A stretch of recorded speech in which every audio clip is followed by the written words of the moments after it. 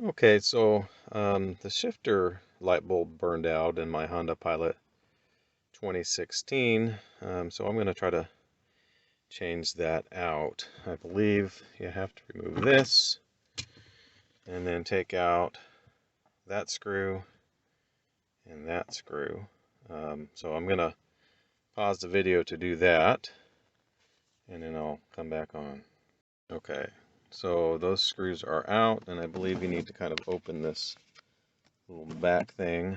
Um, Stick your little fingers under there, and in theory, it should just pop up.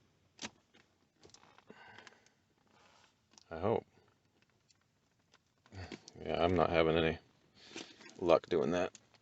So let me take a quick peek around, and then we'll go from there.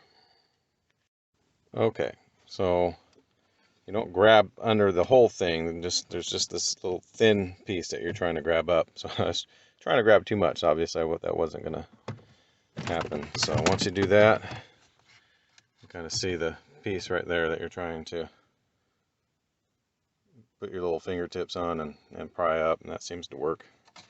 So now, of course, I need to figure out where the light bulb is, and I believe that is right there. So I think you twist it to the left. Sorry, I'm going to adjust the camera here. Twist it to the left and pull out. Okay, so hopefully you can see that. Twist it to the left, pull it out. There's the light bulb. Pop that out, and then I'll show you what I got to replace it with. Just a sec. So I just wanted to show you that's the light bulb that I pulled out, and that came out really easy.